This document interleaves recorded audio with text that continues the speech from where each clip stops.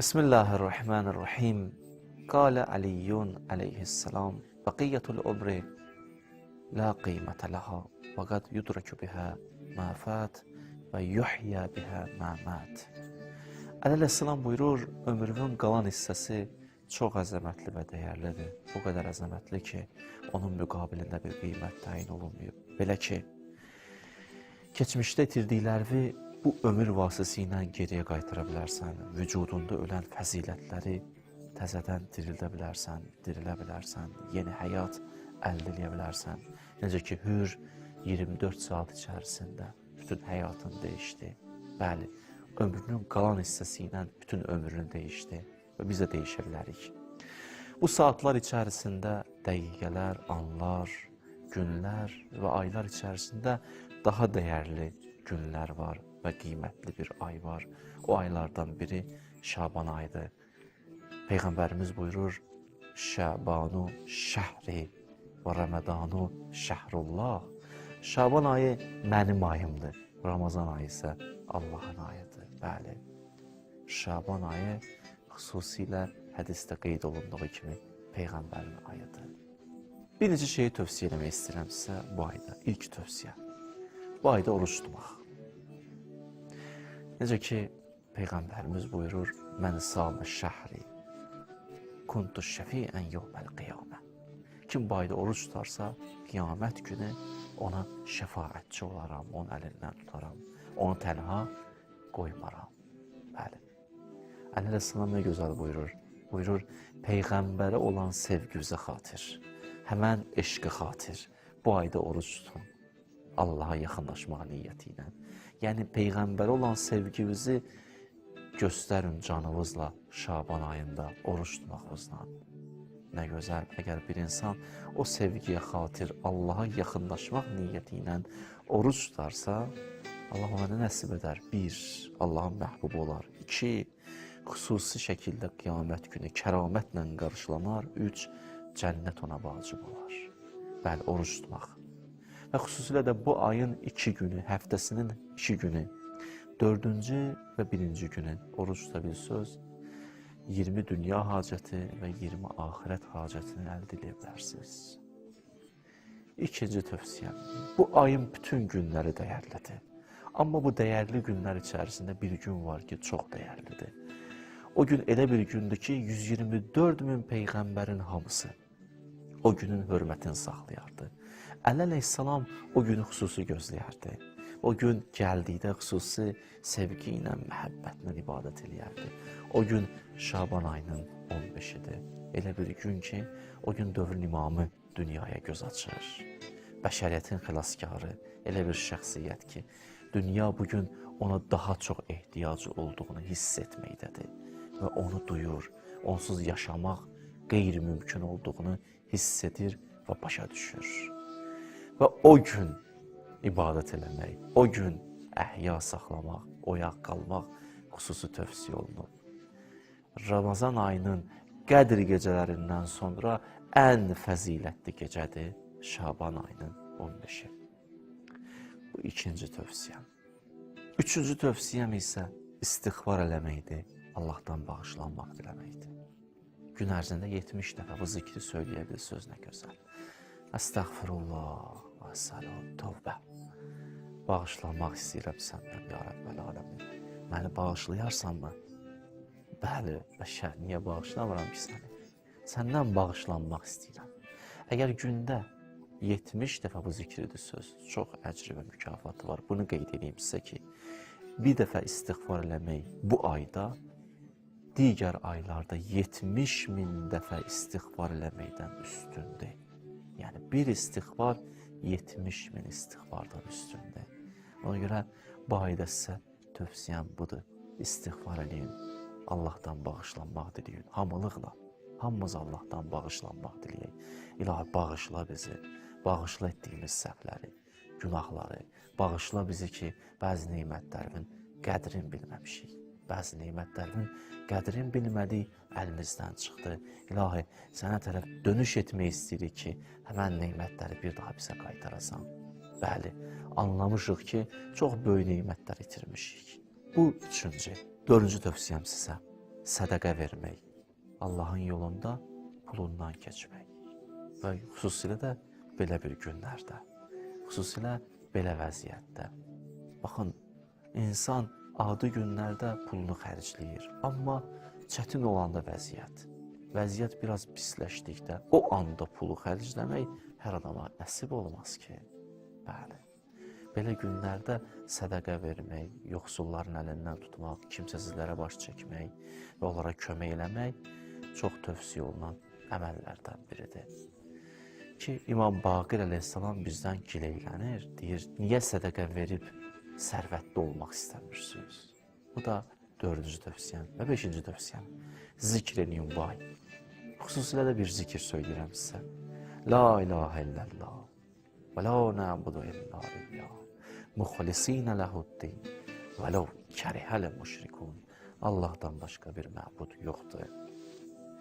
Ona səmimiyyətimlə üz tutmuşam və din ona məxsusdur və mən bu yolda sabit olacam, müşriklər narahat olsa da belə. Bəli, bu zikri söyləmək ay ərzində 1000 dəfə 1000 ilin ibadətinə bərabərdir. Sanki 1000 il ibadət etdiniz, Allaha yaxınlaşdınız. Allaha yaxınlaşmaq istəyirsinizsə, bu dediyim 5 şərtə əməl edin. 1. Oruç tutmaq. 2. Şaban ayın 15-ci gününə xüsusi önəm vermək və o gecəni əhya saxlamaq. 3. Allahdan bağışlanmaq diləmək. 4. Sədəqə vermək və 5. Zikr eləmək. Amma sual et sözüm, bunların içərisində daha çox bizə tövsiyə olunan ibadət hansı ibadətdir? Hədislərdən çıxarış edərək bunu deyə bilərəm sizə ki, 2 ibadətə daha çox diqqət ayrılıb. Biri sədəqədir, digəri istiğfardır. Biri insanlarla sanki ünsiyyəti bərpa eləməkdir, biri Allahla ünsiyyəti bərpa eləməkdir. Biri bağışlanmaqdır, biri varlarından keçməkdir. Bu 2 xüsusiyyət daha çox tövsiyə olunub. Daha çox hədislərdə bizdən bu istənilib və oruç tutmaq da, zikirlər etmək də əlbəttə ki, öz yerində. Allah bu ayda oruç tutmağı, istiğfar eləməyi, sədəqə verməyi, zikr eləməyi, dua eləməyi bizlərə nəsib eləsin inşallah.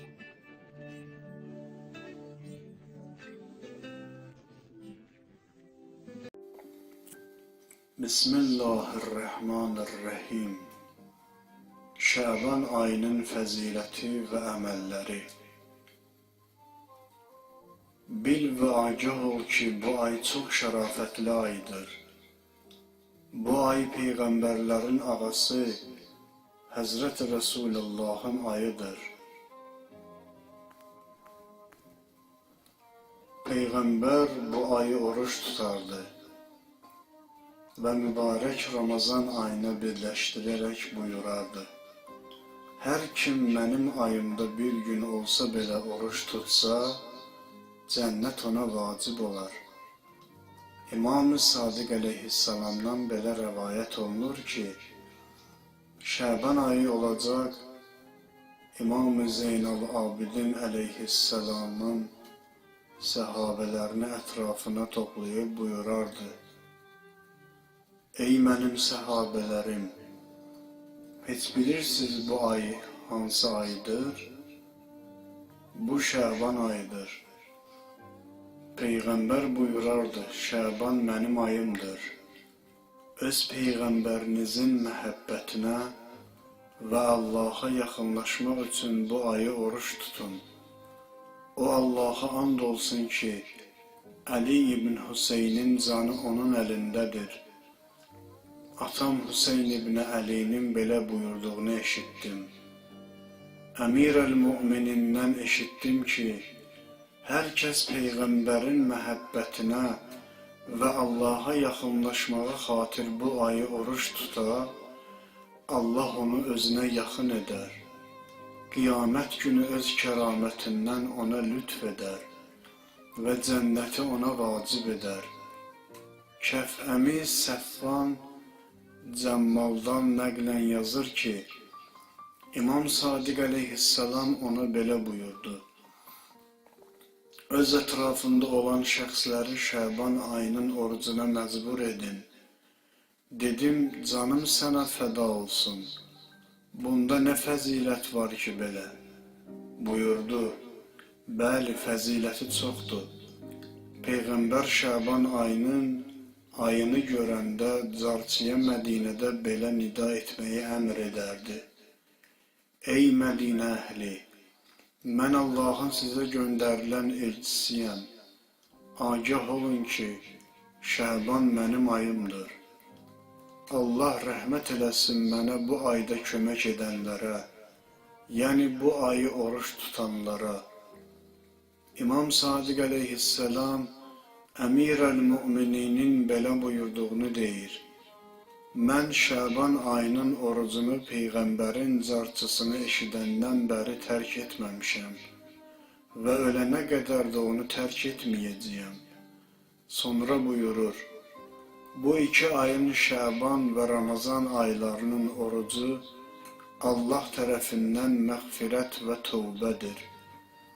İsmail ibn Əbdülxaliq belə rəvayət edir ki, İmam Sadiq əleyhissalamın yanında idim.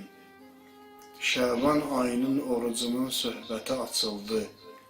Həzrət buyurdu, Şəban ayının orucunun fəziləti, hətta haram qana bulanmış şəxs bu ayı oruç tutsa, ona xeyirli olar və günahları bağışlanar. Bismillahirrahmanirrahim. Şəban qəməri təqvimin 8-ci ayıdır. Hədislərdə bu mübarək ay Həzrəti Muhammed Salavatullahın ayı kimi qeyd olunur. İslam Peyğəmbəri buyurur, hər kim mənim ayımda bir gün olsa belə oruç tutsa, cənnət ona vacib olar. O Həzrət Salavatullah bu ayı axıra kimi oruç tutar və orucularına fasilə vermədən mübarək Ramazan ayının orucunu tutmağa başlayardı. Bu ayın əsas bəyənilən əməlinin oruc olması təsadüfi deyil. Şəban özündən öncəki Rəcəb ayı kimi müqəddəs Ramazan ayına müqəddimədir. İlahi ziyafət və ibadət ayı sayılan Ramazan ayına mənəvi və fiziki baxımdan hazır olmaq üçün Allah Rəcəb və Şəban aylarında oruç tutub, bağışlanmaq diləməyi tövsiyə edir. Bu aylar bəndə üçün bir fürsətdir ki, Rəbbinin mübarək Ramazan ayında dəvətinə ləyaqətlə cavab verə bilsin.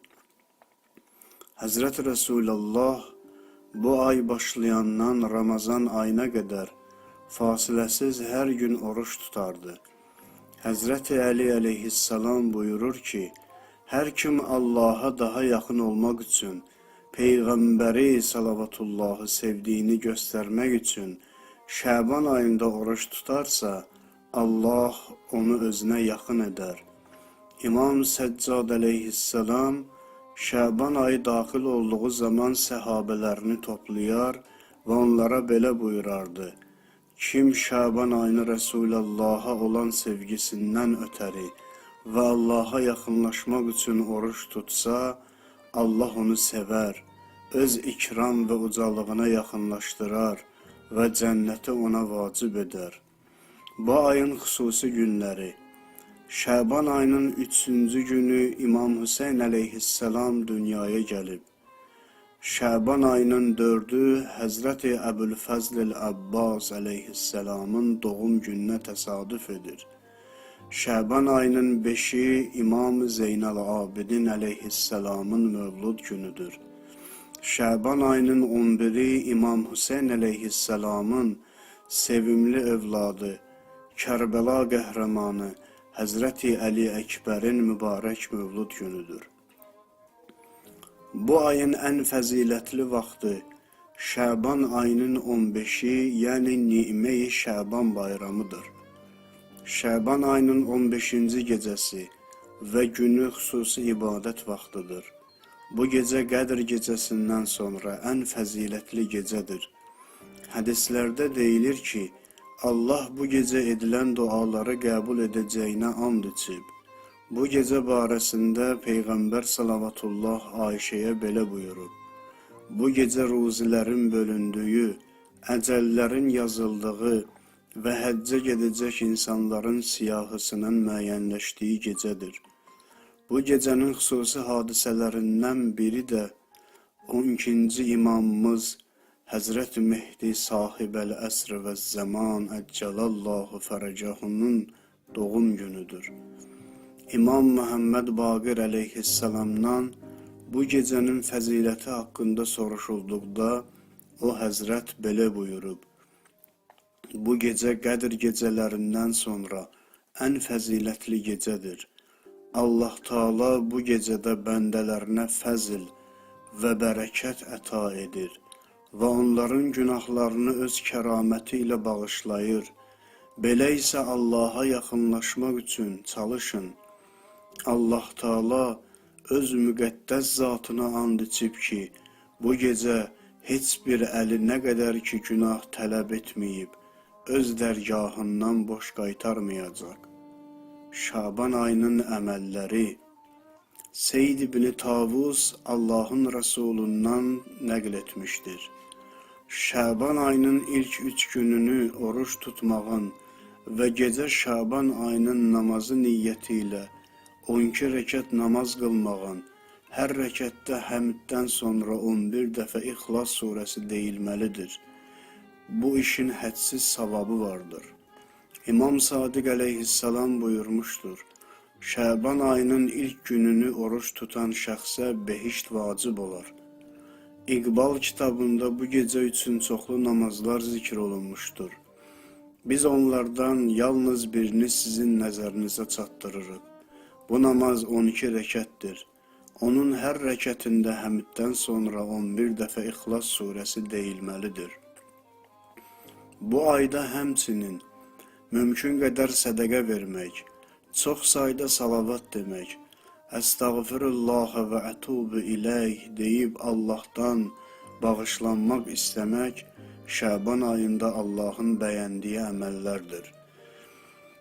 Hər gün 70 dəfə Əstəğfirullah və əsəluhu tövbə, yəni Allahdan bağışlanma diləyirəm və ondan tövbəmi qəbul etməsini istəyirəm demək böyük əməllərdən biridir.